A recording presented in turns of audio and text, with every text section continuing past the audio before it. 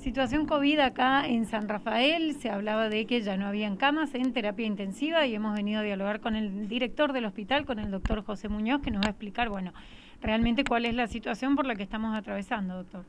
Bueno, a ver, que se haya llenado la primera terapia intensiva de casos COVID no significa que no haya cama en terapia intensiva, son dos cosas diferentes. No podemos hablar de colapso porque colapso es cuando nos quedamos sin capacidad de respuesta. Nosotros teníamos dos planes alternativos para seguir expandiendo las camas críticas, que eran abrir una... Primero que hemos logrado con esta inauguración sacar todos los pacientes que sean no COVID a áreas limpias, digamos, y en este caso las camas críticas están dadas por las 6 unidades de terapia intensiva cardiológica, la nueva unidad coronaria que se inauguró, que va a servir no solo para lo cardiológico, sino además para el paciente crítico que necesita terapia intensiva pero limpio, para no mezclarlo con los pacientes COVID. Y esa terapia intensiva tiene 6 camas con posibilidad de 3 más que funcionan en hemodinamia. Y después para COVID tenemos las 11 camas de nuestra terapia tradicional que están ocupadas en este momento y 2 planes de ampliación, uno al 5.º piso con 4 camas y 4 respiradores, que iba a ser la siguiente fase, que la iban a manejar el servicio de clínica médica con los residentes, pero nos aislaron a todo el servicio por un caso positivo, así que eso queda para cuando vuelvan ahora en estos días, vuelvan a trabajar, y entonces pasamos al otro plan de expansión que teníamos ya armado durante la semana pasada. Habíamos armado las camas en cada box, cada sector de atención al público de la Guardia Nueva, tiene toda la tecnología para transformarse sin mucho requerimiento más en una unidad de terapia intensiva. Entonces solamente pusimos allí, en lugar de una camilla, una cama, y ampliamos con respiradores y monitores a 5 unidades más 3 que ya teníamos adentro en la parte de la vieja de la Guardia, en el shock room. O sea que no está colapsado, lo que usted nos decía. Por eso te digo, colapso es cuando, digamos, bueno, no tenemos más capacidad de respuesta. Nosotros estamos trabajando y ampliando otras áreas del hospital, sí, perfecto, pero no, todavía tenemos capacidad de respuesta. Doctor, ¿cuántos testeos se están haciendo en promedio por día? Porque esto, al realizarse también más testeos, por supuesto que también el índice de positivos va a ser más elevado. Sí, a nosotros el índice de positivo en realidad para nosotros como hospital es una cuestión puramente estadística. Ahora se están testeando menos a partir de hoy porque OSEP por suerte amplió sus horarios de testeo, así que ahora están de horario corrido hasta la tarde, testeando. Hay un montón de gente, o la gran mayoría de la gente que venía a testearse al hospital era de OSEP, claro, porque ellos tenían 2 horas nada más de testeo.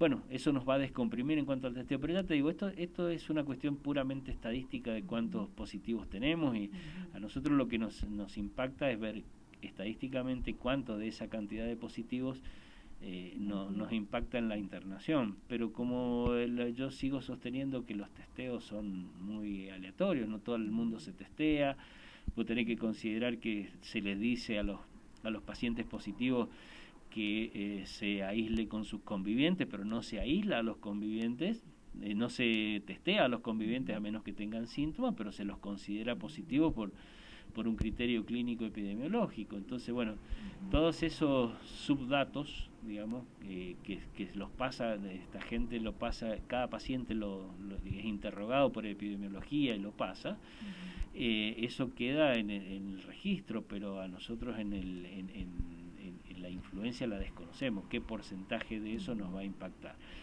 Por eso te digo, esto es una cuestión de conciencia de la gente, de respeto social, y de ahí además veremos cómo se comporta todo esto. Estamos viendo una disminución en la cantidad de adultos mayores, por suerte, y creo que tiene que ver con la muy buena campaña de vacunación que se ha hecho para mayores de 70, que se hizo muy rápido, y ahora se sigue con la de los mayores de 60, todavía queda gente sin vacunar.